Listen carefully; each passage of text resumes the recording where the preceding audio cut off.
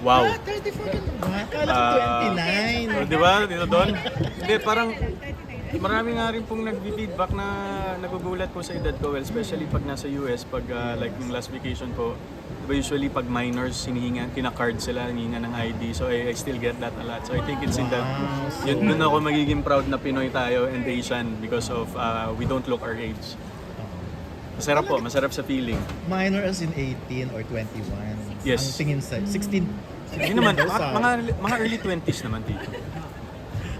Ay, hindi, pero seriously, no, nakita ko yung picture mo, parang ito yung era na parang bumalik yung kagwapuhan. I mean, gwapo naman Yung talaga. aura. Kaya lang yung aura mo, parang ang happy, ang fresh, nakapagpahinga. Yes po, I think medyo marami rin po kasing nangyari last year. Yes. So we did Stars on the Floor and then nag-film po ako nung international film na produce ko rin po at the same time and we also did the fan meet and then we did mga activities po for charity as well. So parang yun lang din po siguro, parang right now I'm at the age of considering and doing things and choosing things that makes me happy na po. So, because medyo 15 years na rin po tayo dito and I think yun din naman po yung dapat na kino-consider natin in our daily lives is ano ba ng purpose natin sa pagising sa umaga? Ano bang gusto nating gawin? How can we contribute in our small ways to the community? So, doon lang po nagbo-boil down lagi yung objective and purpose ko. And syempre, yung faith po kay Lord hindi nawawala. Alden, ang ganda-ganda ng 2026 ang pasok. Parang sa endorsement, sa serye, etong mga show, di ba? Tapos, anong sayo ng buhay mo ng 2026? Sayo, sunod lang po sa Agos dito. So, yun po, parang siguro ito rin po yung fruits of and yung mga tinanim ko po in the past. I mean, the relationships, the opportunities na and yung mga tao po na inalagaan ko at the same time. So right now, tingnan po natin kung saan tayo dadalhin, but at the same, we never stop on moving forward and of course yung pagiging mabuti pa rin po with the people around us. I think that's number one. Kaya nga po nung sinabi ni Coach Jay kanina when pinag-uusapan po namin yung art about dance, dito naman sa industriya hindi naman maaalala kung gaano ka kagaling eh. Ang laging tanong whenever your name is brought into the conversation is mabuting tao ba yan? So I think yun po sana yung wag nating kalimutan. Unang reaction nyo nung biglang magkaroon ng Stars on the Floor ng 2026? Kayo Ang bilis kasi agad. Wala pang isang taon, heto na naman. Yes How po. does it feel? Opo, nagulat po kami kasi of course this show was only pegged to run for one season.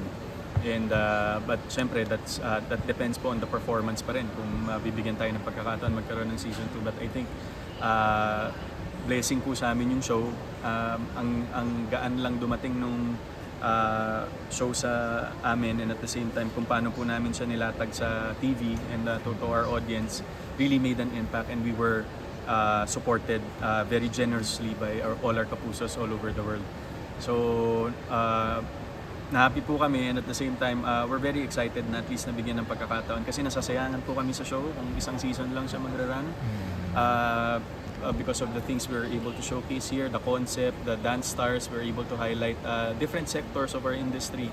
Like before po, syempre celebrity dance star duos, kapartner yung mga social media dance stars, and right now we're gonna be showcasing the partnership of the collaboration of our celebrity dance stars with the P-pop idols po.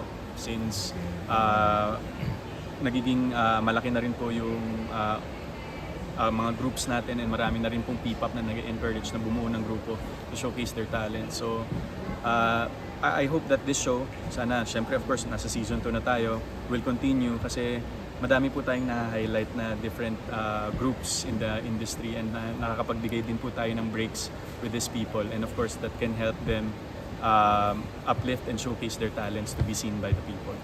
Reaction Pero mo, ikaw Coach ba? Jay. Coach Jay muna. Yes po. Ano nga po yung question ulit?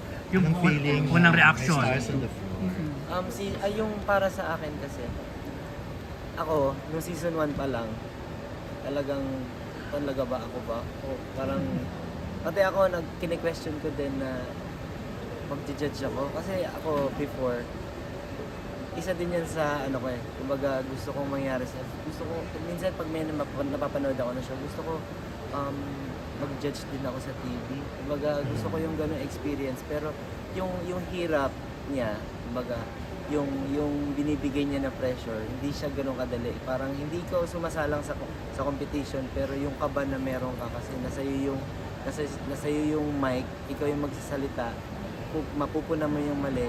And then at the same time, ako din naman, mananayaw din naman ako. Kaya sobrang amazing lahat ng nangyari na to. And then nung nagkaroon pa ng season 2, sabi ko, gusto kong, ang para sa akin naman, at tinitignan ko, gusto ko pa i-improve kung ano ba man yung kakulangan ko. And then, sobrang nagpapasalamat at grateful lang ako sa mga nagtitiwala sa akin. Kasi, kumbaga ikaw din minsan, ang nagda-doubt ka din sa sarili mo, nagdadalawang isip ka din sa kaya mong gawin, pero may mga tao na nagtitiwala sa iyo. So, kumbaga, ako, grateful lang din ako sa lahat ng blessing na dumating sa akin. Yung season 2, yung season 1 pa lang, sobrang nagpapasalamat ako sa malaking blessing na binibigay sa akin ng Lord. Kasi, sabihin ko na, hindi naman akong pinakamagaling eh. Kumbaga, isa lang siguro ako sa pinaka, pero hindi ako yung pinakamagaling. Pero bakit ako? Pero, yun nga, kumbaga, malaking pasasalamat kasi etong pagje-judge ko dito is hindi naman siya bilang hindi na siya bilang magaling ka, kundi kaya binless ka na ikaw yung nilagay dyan, so ayusin mo, wala kang karapatan magyabang, so mga ganon. And then na-amaze lang ako kasi pangarap ko din talaga na masaksihan yung mga ganitong programa. And then, isa pa ako sa naging judge. So, yun yung pinaka nafe-feel ko na na-overwhelm ako. Sobrang nagpapasalamat. Okay.